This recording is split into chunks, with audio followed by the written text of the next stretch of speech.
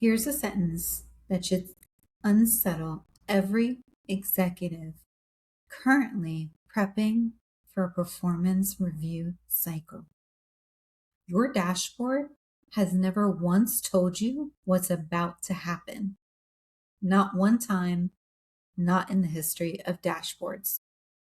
Dashboards are obituaries. They tell you what already died: a deal, a deadline, a relationship on your team, and they politely tell you professionally and if weeks after you could have done anything about it. I learned that lesson standing in a leadership meeting years ago, watching a room full of genuinely smart, genuinely well-intentioned people look directly at a warning sign and call it noise. Nobody in that room was negligent. Nobody was incompetent. They simply hadn't been trained to see it as a pattern. They saw it as an isolated event, filed it, and moved on to the next agenda item. That gap between people who see events and people who see patterns is, I'd argue, the single most underpriced skill in executive leadership today. Not confidence, not charisma, not even strategic vision, exactly, though it's its close cousin. Pattern recognition, the ability to notice that this missed deadline, that stalled promotion, and this unusually quiet team member on your Tuesday call are not three separate stories. They're one story told 3 times, waiting patiently for someone to listen. Today, I want to hand you the exact tool I use to catch that story before it finishes writing itself. And I want to show you in real detail what it looks like when leaders miss it and what it costs them. This is Holding the Room. I'm Melissa Sierra, and let's get into it today. Welcome back to Holding the Room. If this is your first time with us, here's the short version of who's talking to you. I split my time between two worlds that most people assume don't talk to each other. On one side, I lead business intelligence for a media organization here in New York, which means I live inside real data, real dashboards, and the actual operational machinery of the company every single day. It's not theoretical for me.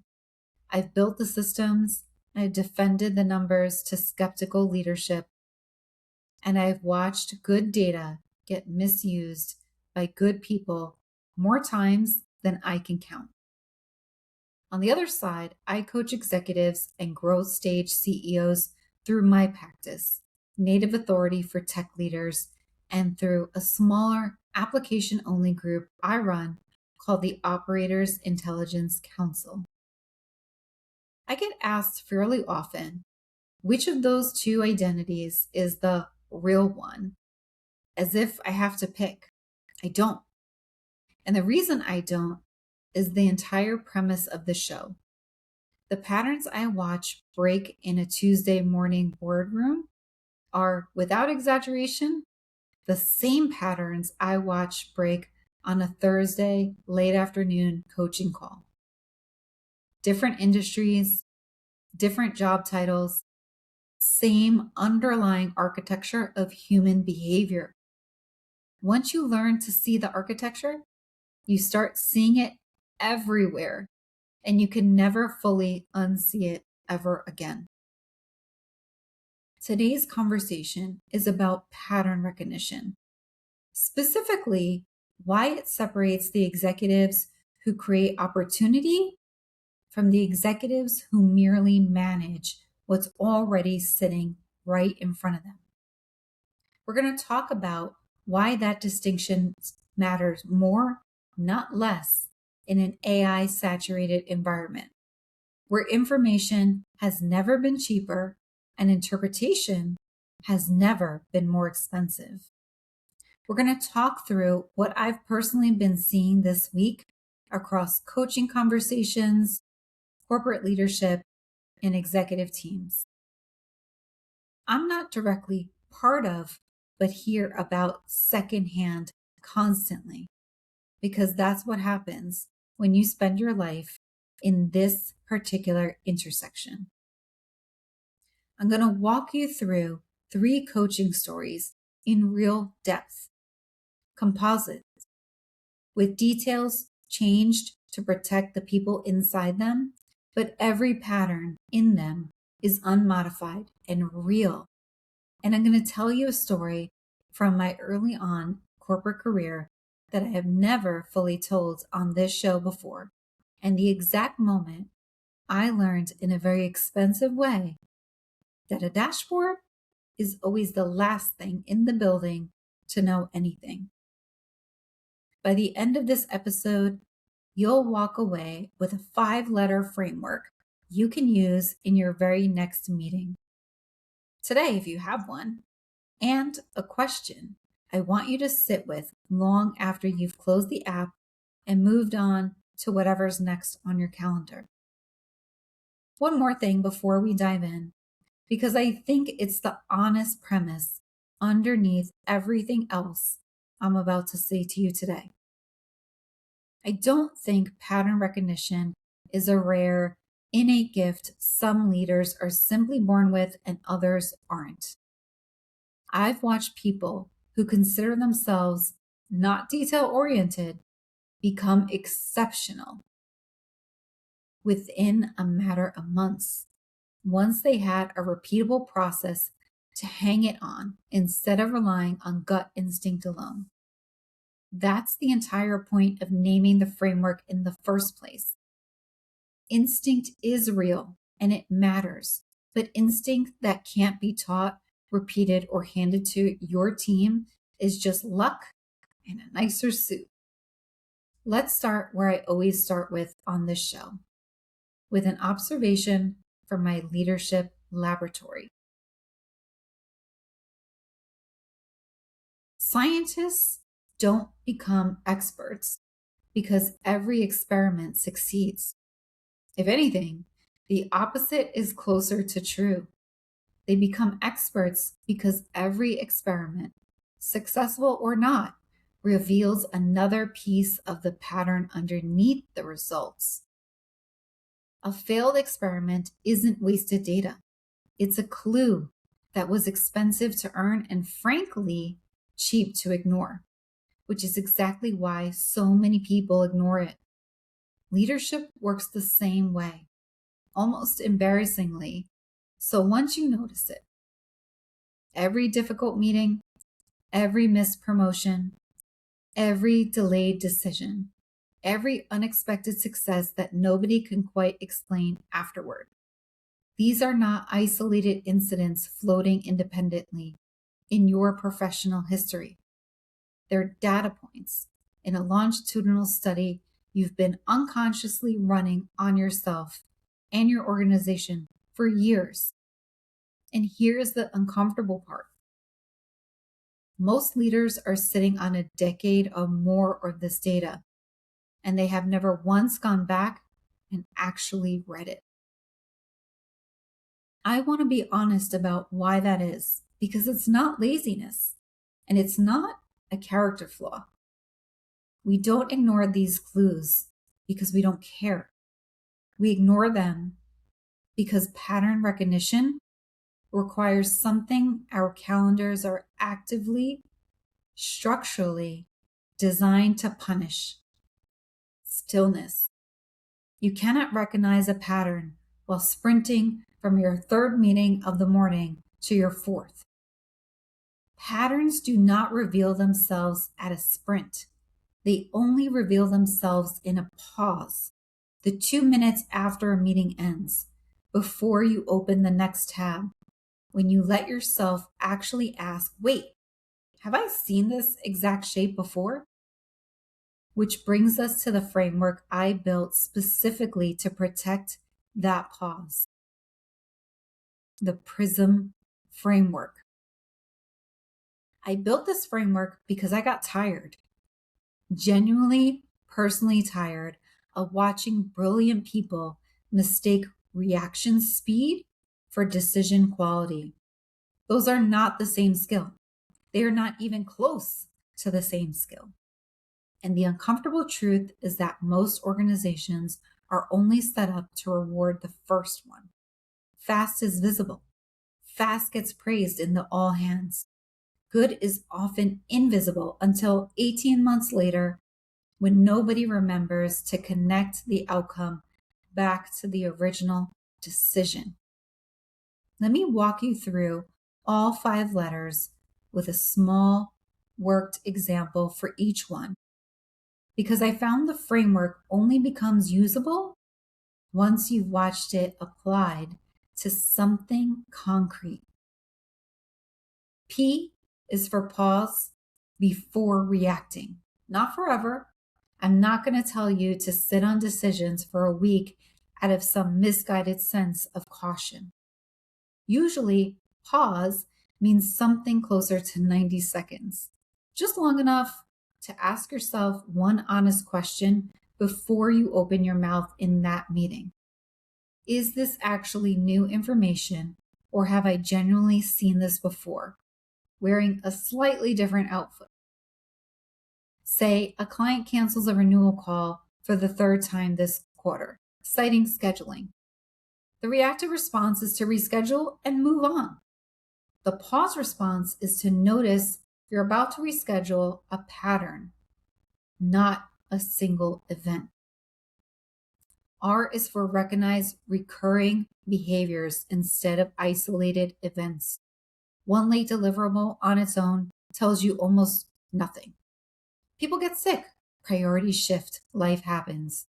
3 late deliverables from 3 different people on 3 different teams, all quietly citing the same upstream dependency, is not 3 coincidences. It's one pattern with 3 witnesses, and it is very rarely a people problem when it shows up in that shape. I is for interpret what those behaviors are actually trying to tell you. This is the step almost everyone skips, and it's the one that turns raw pattern recognition into usable intelligence. Most executives are perfectly capable of collecting a pattern. They notice it, they even mention it out loud in a meeting, and then they file it under noted and never ask the follow-up question.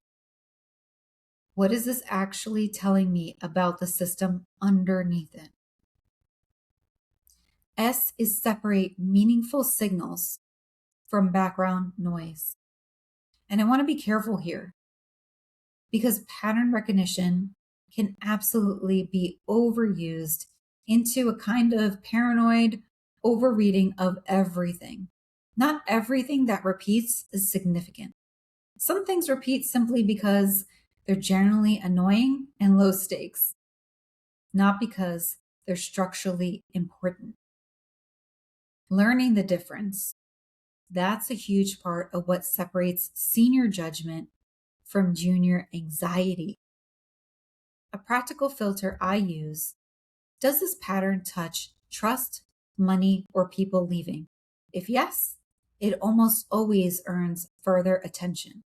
If the honest answer is, this just mildly irritates me, it's very likely noise, and treating it like signal will burn credibility you'll want later for something that actually matters. M is for move before certainty arrives. This is the letter that scares people the most, and it's usually the one I spend the most time coaching on. Executives are not paid to wait patiently for perfect information before acting. That is, quite literally, not the job. We are paid to make better decisions with incomplete information than our competitors make with complete information, delivered a quarter too late. Waiting for certainty isn't caution. Very often, it's just a more comfortable feeling form of procrastination, dressed up in the language of due diligence so it doesn't feel like avoidance. I want to be fair to the discomfort here because it's real. Moving before certainty means occasionally being wrong in front of people whose opinion of you matters. That's a genuine cost, and I'm not going to pretend it isn't. But the alternative cost, moving only after certainty arrives, is invisible, which is exactly what makes it so dangerous. Nobody puts, we waited 4 extra weeks and it cost us the best version of the outcome on a slide. That cost never shows up anywhere except in the results you didn't get, quietly, permanently, without ever being named as a decision at all. Hold that framework loosely in your mind as we move through the rest of this episode. We are going to run every single story I'm about to tell you through all 5 letters in real time, so you can see exactly how it works when the stakes are real and the outcome wasn't obvious in advance. Let me show you all 5 letters working together in one compressed example before we go deep on the individual stories. So the shape of the whole sequence is fresh in your mind. Imagine a director on your team quietly stops volunteering ideas in your weekly leadership sync. One meeting, you'd shrug it off. Maybe they're tired. Maybe the agenda didn't touch their area. Pause. You notice yourself about to shrug it off and you don't quite yet. Recognize. You scroll back mentally and realize this is the 3rd meeting in a row, not the 1st. Interpret. Silence from someone who used to speak up isn't neutral. It's a withdrawal of discretionary effort. And discretionary effort is almost always the first thing people quietly pull back before anything more dramatic happens. Separate. You check whether this is company-wide fatigue. It isn't. It's isolated to this one person. Move. Instead of waiting for a formal one-on-one 2 weeks out, you send a 2-line message that same afternoon. No agenda attached to it, just checking in. That's the entire sequence, start to finish, in under 5 minutes of actual thinking time. It's not complicated. It's rarely practiced on purpose. Let's dig in to my leadership laboratory from this week. Every episode I pull directly from whatever has actually crossed my desk in the last 7 days, not case studies pulled from a textbook somewhere, but real current signals from real conversations I've had in rooms and on calls this week. This time, 3 patterns kept resurfacing in industries that on paper have nothing to do with each other. That repetition across unrelated contexts is itself worth paying attention to. If the same shape shows up in a media company, a healthcare startup, and a compliance tech firm in the same 7-day window, it's probably not a coincidence about any one of those industries. It's probably a pattern about how organizations are functioning right now, broadly, in this exact moment. Pattern 1. Information isn't the bottleneck anymore. Interpretation is. I want you to actually sit with that sentence, because I think most organizations are still right now solving the problem we had 5 years ago. Calendars are overflowing. Inboxes have become a second full-time job that nobody was hired for.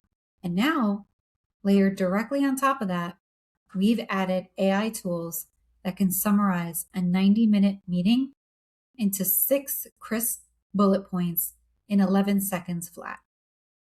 That should have solved the problem.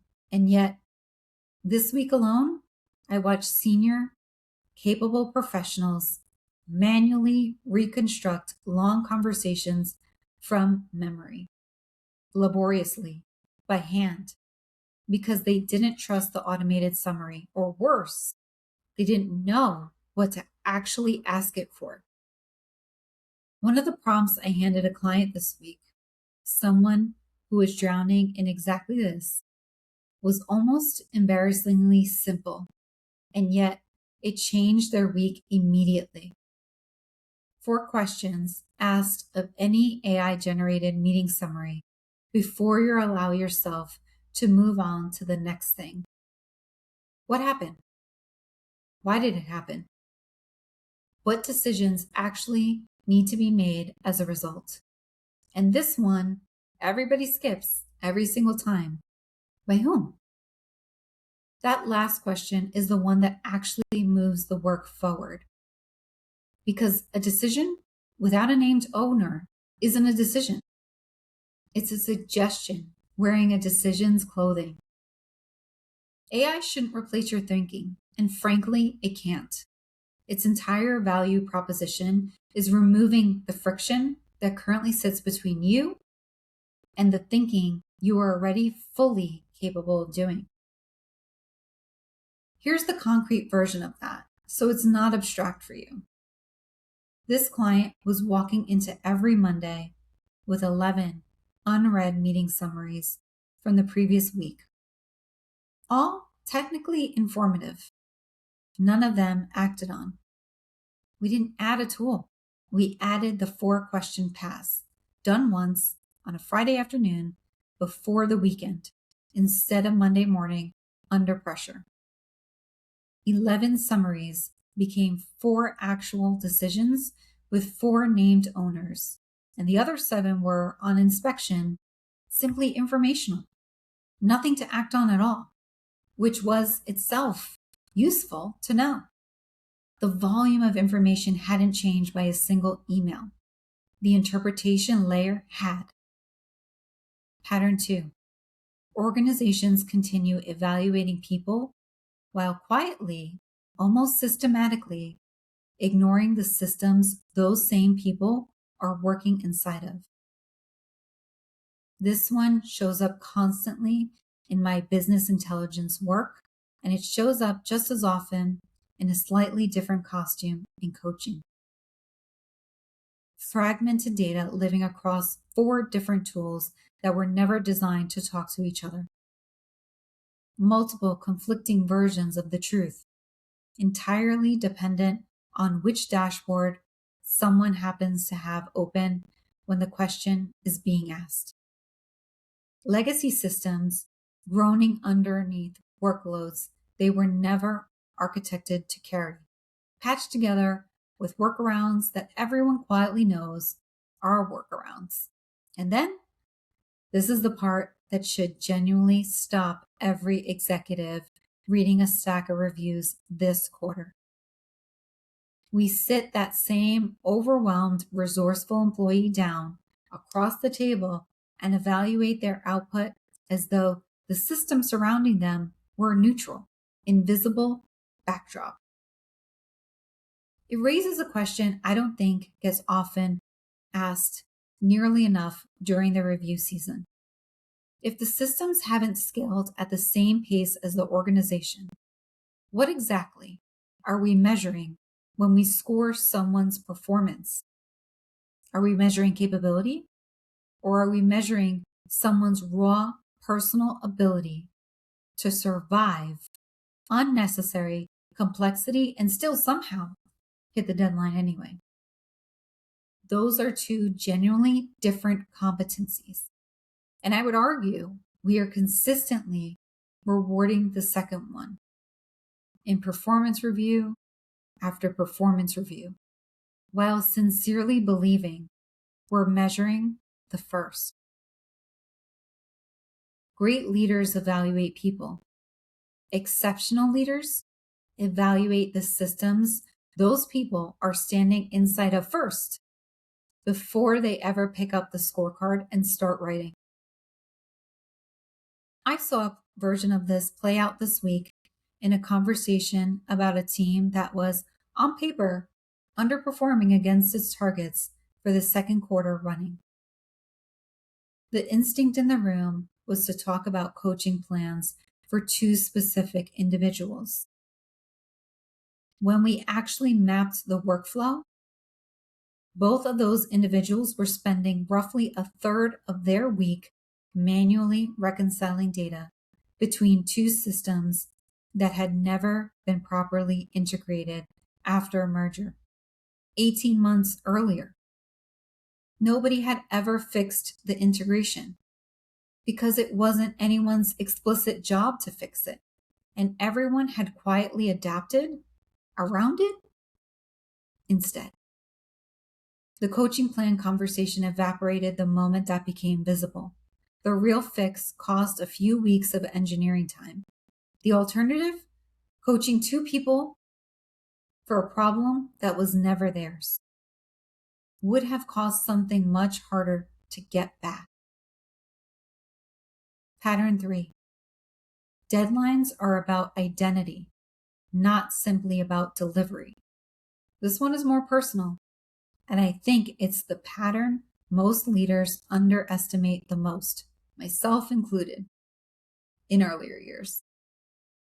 When you choose to live inside what I call a leadership laboratory, treating your career as an ongoing, deliberate experiment rather than a fixed script someone handed to you at orientation, every single commitment you make becomes a small, quiet deposit into your own reputation. Your calendar technically belongs to your employer. It always will, structurally. Your reputation does not belong to your employer. It never has. It belongs entirely to you, and it is built brick by brick out of the promises your present self chooses to keep or chooses to quietly break on behalf of a future self who isn't in the room to advocate for themselves yet. None of this, to be very clear, means we lower the bar on excellence. Empathy and accountability are not opposites. Whatever 1,000 well-meaning posts have implied about leadership this year, the strongest leaders I know personally hold both of these things at once without contradiction. They expect real excellence consistently, and they are also honest enough with themselves to recognize when it's an outdated system, not a lack of effort, that's quietly driving the miss. I'll give you the smallest possible version of this pattern because it's the one I catch myself doing. Every time I commit to a deadline, manuscript, a proposal, a deliverable for a client, some small part of me is quietly asking whether this is a promise I'm making to be liked in this specific moment, or a promise I actually intend to keep 3 weeks from now when it seems inconvenient. Those are different promises, even though they sound identical out loud. Leaders who live inside a leadership laboratory learn to hear the difference in their own voice before anyone else ever has to point it out to them. Those are the 3 patterns from this week's lab. Now, let's get into the observation overall. I want to add one more observation before we move into today's stories, because it ties the 3 weekly patterns together into something a little larger. We are living through a genuinely strange moment for pattern recognition as a leadership skill.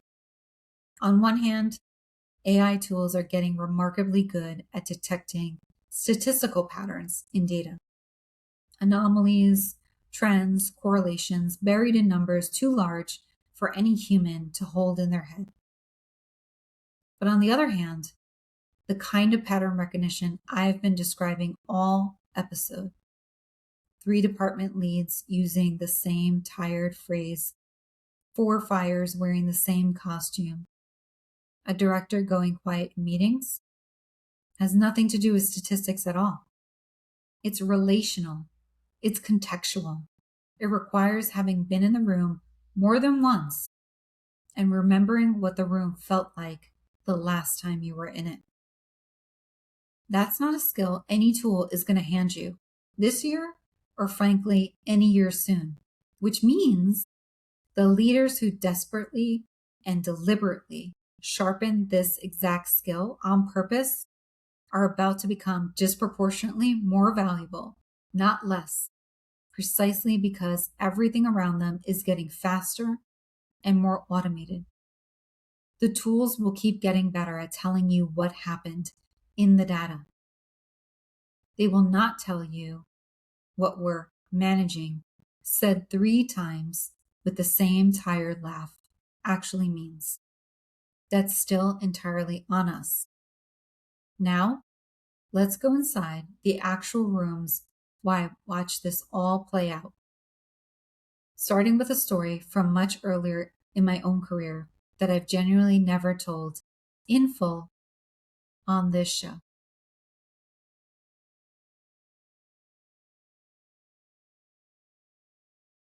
Earlier in my career in business, I was handed what looked like on paper the easiest project I'd had in over a year. A retention dashboard, clean data source, well-established metrics, a team that had built earlier versions of essentially this exact thing before. I remember sitting down with a project brief and genuinely thinking it would take 3 weeks, maybe less, if the source data behaved itself. About a week in, something small started bothering me, and it took me a few days to even name what that exactly was. It wasn't the numbers. The numbers looked completely fine. Well, within normal range. Nothing flagged it. It was a comment, or more precisely, the same comment, said 3 separate times by 3 different department leads in 3 unconnected meetings that same week. When I asked how their teams were doing heading into a system migration, all 3 of them used almost the exact identical phrase.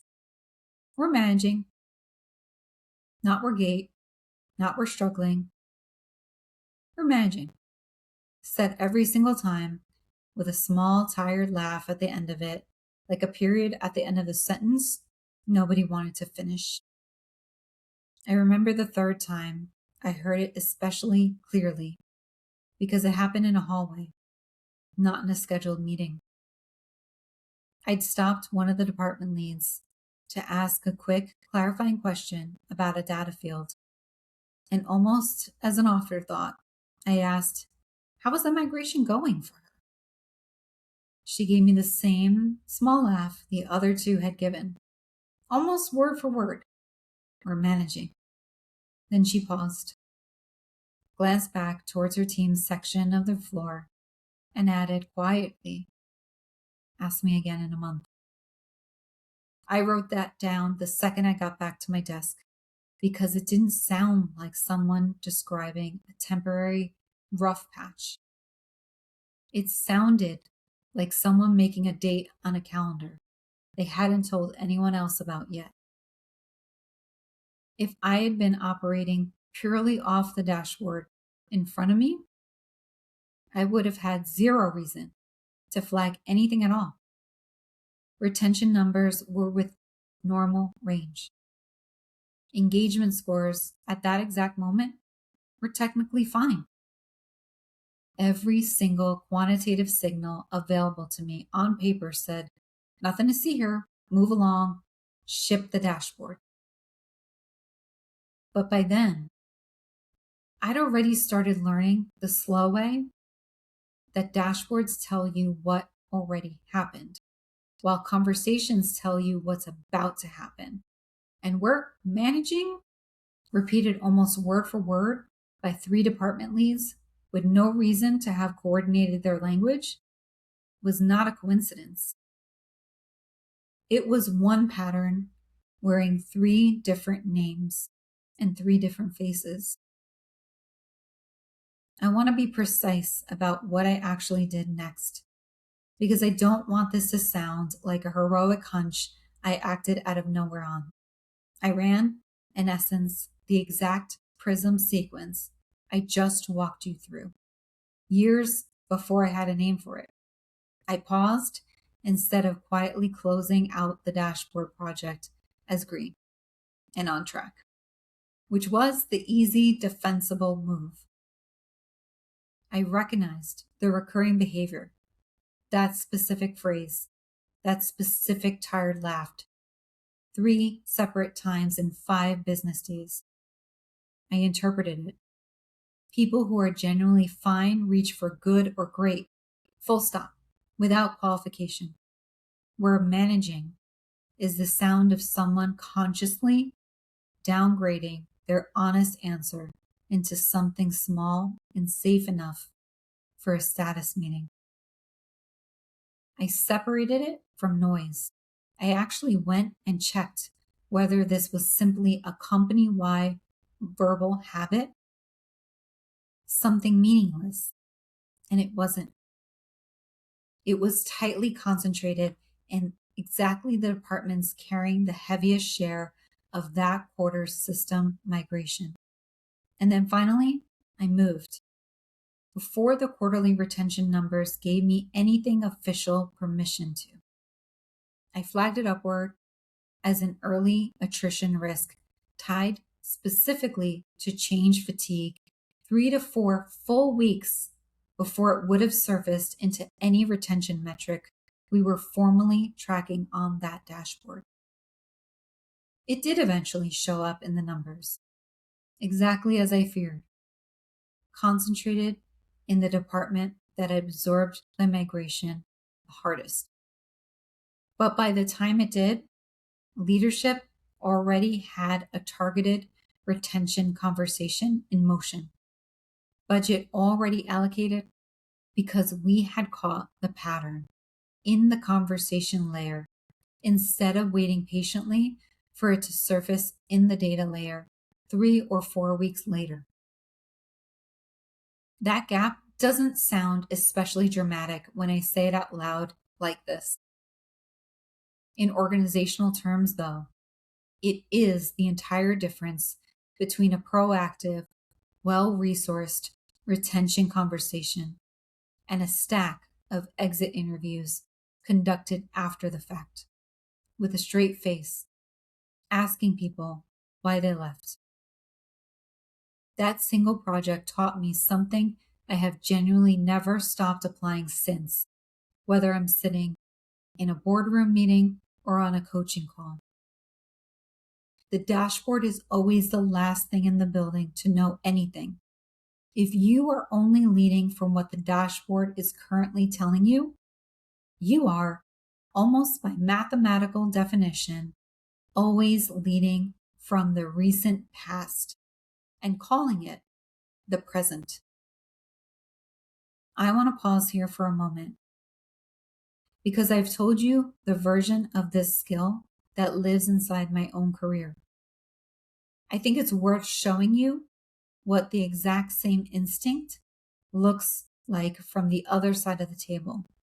Not as the person running the dashboard, but as the person sitting across from a leader, trying to figure out why their own career or their own business keeps hitting the same wall in a slightly different place each time.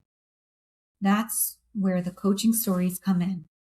And I've chosen these 3 deliberately because each one shows a different presenting problem, making that exact skill underlying gap.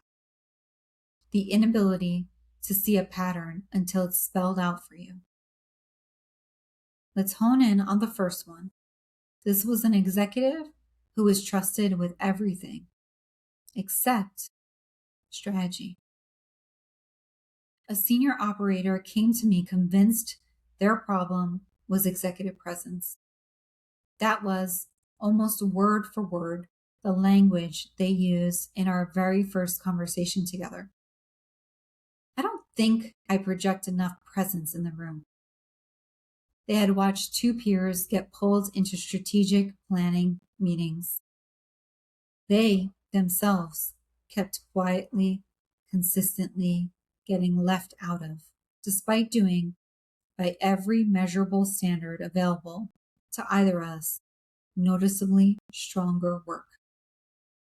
If I had taken that presenting problem at face value, which is frankly the easier and more comfortable path for a coach to take, because the client hands it to you prepackaged, we would have spent our first 6 sessions together working on posture, pacing, and how to hold a confident pause before answering a difficult question in a room full of senior people. Those are useful skills, genuinely, but they would have been the wrong diagnosis entirely, treating a symptom that wasn't actually the disease. Instead, our second session, I asked them to walk me through in detail the last 5 times leadership had specifically brought them into a room. Not 5 general meetings, 5 distinct moments where leadership had deliberately pulled them in. Every single instance, without exception, turned out to be execution related. Fix this, fix it fast, fix it quietly, without drama. Every single instance they had delivered cleanly, without needing to be managed through it, without escalation, without compliance. And there was the actual pattern, sitting in plain sight the entire time, hiding in a story the client themselves had never once stopped to lay out chronologically before that session. Leadership had learned, through pure reputation, that this was the person you hand a fire to. What leaders had never once had the occasion to learn, because they never actually seen it, was whether this person, this same person, could sit in a room before there was a fire and help decide which fires were even worth fighting in the first place. Executive presence wasn't the gap. A track record in an entirely different kind of room was the gap. Nobody in leadership had ever watched them operate anywhere except squarely inside a crisis. And you cannot infer strategic judgment from crisis management alone, no matter how well the crisis gets handled. We ran it deliberately through the framework together, out loud in a session. Pause. Stop assuming the story was fundamentally about how they showed up physically in a room and start asking a more useful question. What data did leadership actually have access to about this person? Full stop. Recognize every single strategic conversation they'd been excluded from followed the exact same shape. Early stage, genuinely ambiguous, no clear fire yet identified. Interpret, they had been typecast by leadership, not undervalued by them. A subtle but enormously important distinction, because typecasting is solvable and undervaluing often isn't. Separate. This was not, underneath it all, a confidence problem, a likability problem, or a competence problem. It was specifically an exposure problem. Leadership simply did not have the evidence yet. Move. Rather than continuing to patiently wait to be invited into ambiguity, they began proactively bringing one clear, unprompted point of view to leadership on an unresolved, non-urgent issue. About once every 2 weeks, on a deliberate cadence, low stakes by design, no fire attached on purpose, just a slowly accumulating demonstrated pattern of thinking before the crisis arrives, not merely during it. 4 months later, they were sitting in the room, not because they suddenly became more confident or worked on their posture or learned to hold a longer pause, because they had deliberately given leadership an entirely new pattern to recognize. One data point at a time on their own initiative. What I keep coming back to about this story is how close it came to going differently. If they'd walked into our first session and I simply agreed with the presenting problem, if I'd said, sure, let's work on your presence, we would have spent months polishing a skill that was never actually broken, while the real gap sat there, untouched, quietly reinforcing itself with every new fire they were handed and successfully put out. The most expensive coaching mistake isn't giving bad advice. It's giving good advice to the wrong problem. Let's pivot to the next story. The leader who blamed the technology. Another client came to me absolutely certain that AI adoption was the direct source of their team's growing frustration. Their organization had rolled out several new AI assisted tools over the previous 2 quarters, and by their own account, things had gotten measurably harder, not easier in that window. More noise in the system, more half-finished summaries circulating without clear ownership, more meetings that technically ended with everyone nodding along and somehow nobody actually agreeing afterward on what had actually just been decided. Their instinct, which on the surface is a genuinely reasonable one, and I want to validate that before I tell you why it turned out to be wrong, was that the technology itself had been poorly implemented and that the fix was going to be better training, tighter onboarding, or possibly switching to a different tool entirely and starting over. I asked them to send me 3 recent real AI generated meeting summaries their team had actually used that week unedited. All 3 of them were honestly quite well written. Clear language, accurate content, reasonably concise. Nothing to complain about from a purely quality standpoint. The technology, in a very real sense, had done its job. What none of the 3 summaries did, because it generally is not a summarizations tool's job to do it, no matter how sophisticated the tool becomes, was translate, here is what was discussed, into here is what the organization is now actually going to do about it and who specifically owns it. That translation step had always, in this particular organization, been performed implicitly live in the room by whichever senior person happened to be present. Usually communicated through tone and body language, far more than through explicit spoken words. The older, slower meetings had a built-in human translator that nobody had ever had to formally name or acknowledge, because it happened automatically as the byproduct of the room's natural pace. The newer, faster AI-assisted meetings had inadvertently removed the friction that used to force that translation to happen out loud. And critically, nothing had been deliberately put in its place to replace it. This was never, underneath the surface complaint, a technology problem at all. It was a missing step problem that the organization's old, slower process had been quietly, accidentally covering for the entire time, without anyone realizing a step was even being performed.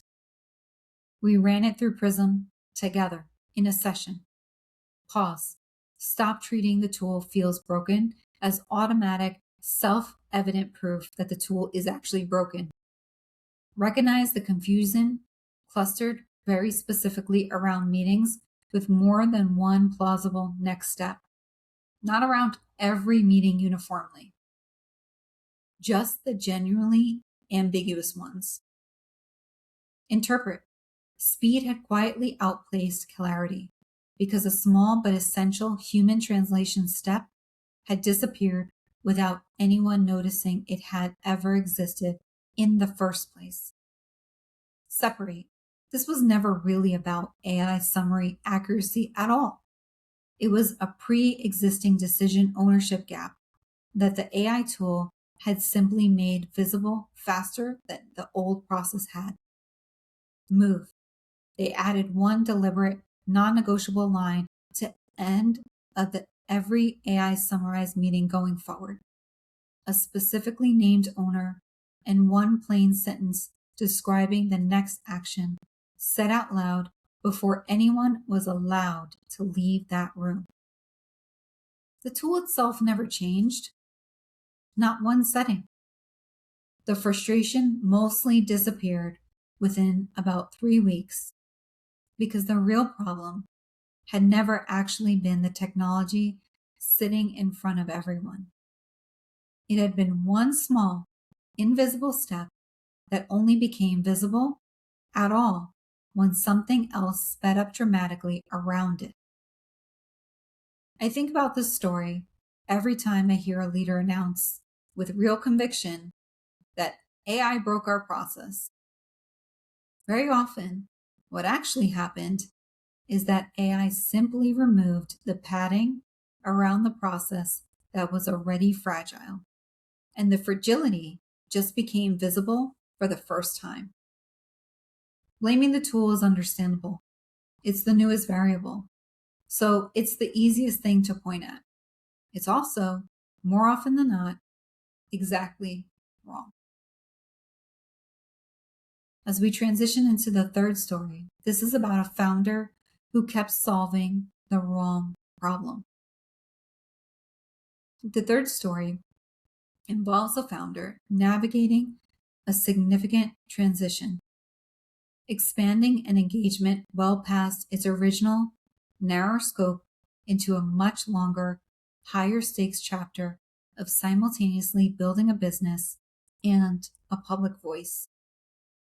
Early on, nearly every single session opened the exact way: a fresh tactical fire presented with real urgency, a content calendar that suddenly wasn't converting the way it had been, an outreach sequence that had gone quiet, a pipeline that looked genuinely full on paper and felt in practice entirely empty at the exact moment it needed to produce something.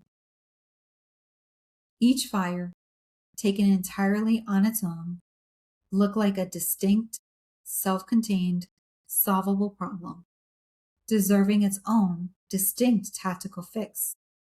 Fix the content approach, fix the outreach cadence, fix the intake process. And each time we successfully fixed one of them, another appeared within a few weeks in roughly the same underlying shape, simply wearing a different name and living in a different part of the business. That specific repetition, not any single fire on its own, was the actual signal worth paying attention to. Four apparently different tactical problems, all tracing back, once we actually laid them side by side, to the exact same unaddressed root. This founder hadn't yet decided clearly, specifically, and in writing who precisely they were building for and why that particular person should trust them over every credible option currently available to them. Every single tactic downstream of that one unanswered question was always going to underperform structurally, no matter how skillfully it was executed, because it was aimed at a target that had never actually been named out loud. We deliberately slowed everything down, paused, stopped treating every new fire as an entirely new problem requiring an entirely new, bespoke tactic. Recognize, for seemingly unrelated issues, once laid out chronologically, shared the exact same underlying shape. Interpret. This was a positioning gap, not primarily an execution gap. The tactic themselves were mostly fine on their own merits. The target they were aimed at, though, was blurry. Separate. Carefully distinguish genuine, isolated tactical misses from symptoms of one much larger, unresolved strategic question sitting underneath all of them. Move. Before touching a single additional tactic, we built out one clear, specific, written answer to who exactly this founder serves and why. And only after that answer existed did we go back and rebuild the content strategy, the outreach approach, and the intake process, all around that one shared answer, instead of around 4 separate, disconnected best guesses made under pressure. 6 months in, the fires had largely stopped appearing. Not because execution had suddenly, mysteriously improved on its own, but because every single tactic was now finally aimed at the same clearly named target. That's the patterns most founders miss when they're under real pressure and moving fast. When the same fire keeps reappearing in the slightly new costume, the fire itself is rarely the actual problem worth solving. Usually, the problem is just very good at its job. 3 stories, 3 completely different industries, 3 completely different presenting problems. A person, a piece of technology, and a business model. And underneath every single one of them, the exact same 5-letter sequence. Pause, recognize, interpret, separate, and move. Once you start looking for this shape, you will start seeing it everywhere in your own week. And fair warning, you won't be able to stop.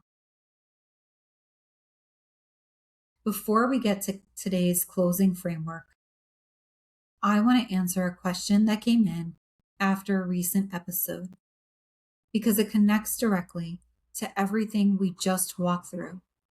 And I suspect a lot of you are silently asking some version of it too. The question, paraphrased: this all makes sense in theory, but how do you tell the difference between genuine pattern recognition and just being a pessimist who assumes the worst every time something repeats twice? It's a fair challenge, and I don't want to wave it away. Here's my honest answer. Pessimism assumes a conclusion and then goes hunting for the evidence to confirm it. Pattern recognition, done properly, does the opposite. It starts with the evidence sitting right in front of you, and only then asks what conclusion the evidence actually supports. The difference isn't how alert you are. It's in the order of operations. There's a simple test I give clients who are worried about this exact thing. Before you act on a pattern, ask yourself honestly, could I explain this pattern out loud to the person involved using only things they said or did, not things I'm inferring about their character or their motives? If your explanation of the pattern requires guessing at someone's intentions, you're probably drifting from pattern recognition into pessimism, or even into something closer to mind reading. If your explanation only requires pointing at repeated, observable behavior, 3 late deliverables, 3 identical phrases, 4 recurring tactical fires, you're almost certainly on solid ground. I'll also add this. Real pattern recognition is just as willing to notice good patterns as bad ones. The client I mentioned earlier, the one whose team kept getting typecast into execution-only rooms, The flip side of that was leadership trusted them completely under pressure with zero hand holding every single time. That's not a small thing. That's a genuine strength, clearly documented across 5 separate instances. Pessimism only collects the bad news. Pattern recognition collects all of it and lets the evidence sort itself out. A second question came in that I want to fold into the same answer because they're really the same concern wearing 2 different outfits. What if I flag a pattern to my leadership and I'm wrong? And my honest answer to that is that being occasionally wrong is the cost of doing this at all. And it's much smaller than you're imagining. Notice how I framed the retention story from earlier. I didn't march into leadership meeting and announce a crisis. I flagged an early risk with the specific behavioral evidence attached to it and let leadership weigh it against everything else they knew. That's the move. You are not claiming certainty. You're surfacing a well-supported hypothesis earlier than the data would have ever surfaced it on its own.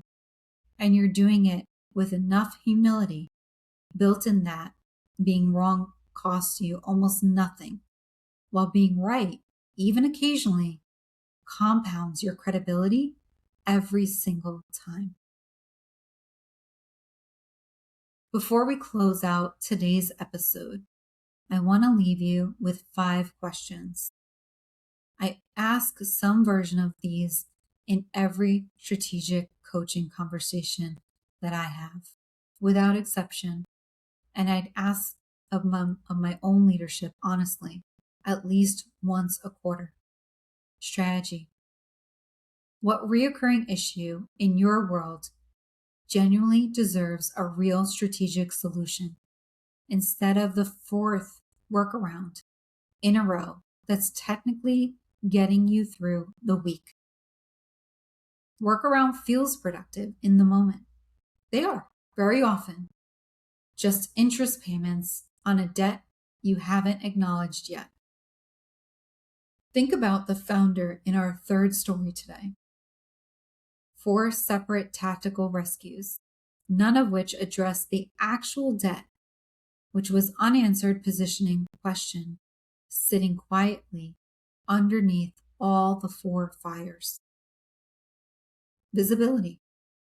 What do people consistently come to you for advice about?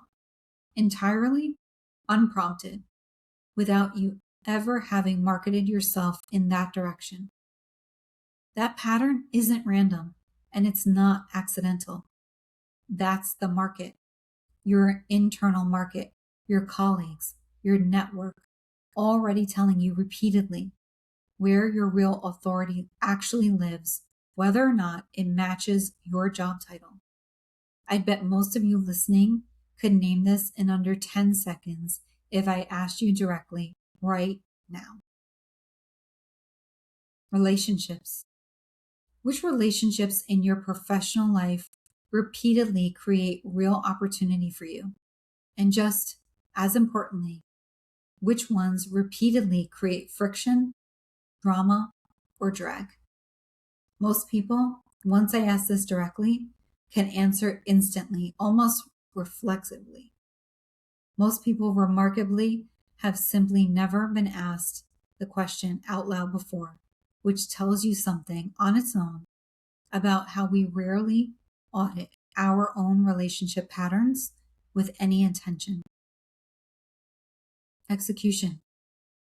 Which specific process in your organization keeps breaking for the same underlying reason, no matter who happens to be running it that quarter? I want you to really sit with that phrase. No matter who's running it. That's the tell. That's not a people problem. However, tempting it is to name a person as the cause. Say it with me one more time. This is a systems problem, and it will keep reappearing wearing different names until it's treated as one. That was almost word for word the retention story I told you earlier from my own corporate history. Results. This last one is the hardest, and it's the one I want you to genuinely sit with the longest. Are you currently measuring activity, or are you measuring meaningful progress?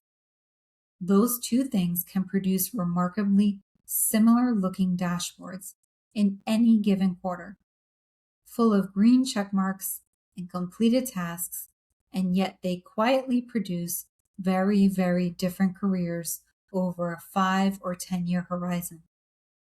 A full calendar is not the same thing as a full pipeline. A busy team is not automatically a productive one. The dashboard, once again, will be the very last thing to tell you the difference. Here is what I genuinely want you to sit with this week, longer than the runtime of this single episode.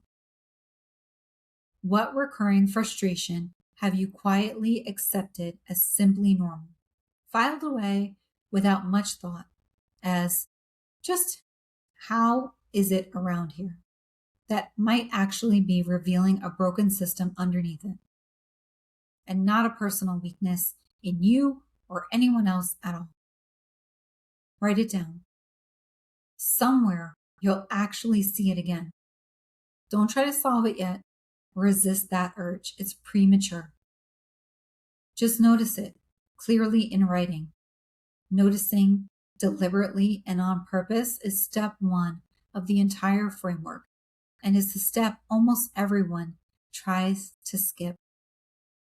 If you want a place to start, borrow the same question I asked myself standing in that hallway years ago. Is there a phrase, an excuse, or a small ritual of avoidance that keeps showing up around the exact same topic, told by different people in different rooms, using suspiciously similar language? That repetition rarely is about the topic itself. It's almost always about something underneath the topic that nobody has yet been given permission or reason to say out loud. Holding the room has never been about walking into a room already holding every answer. It's about always recognizing the pattern before everyone else in that room even realizes they're standing inside of one.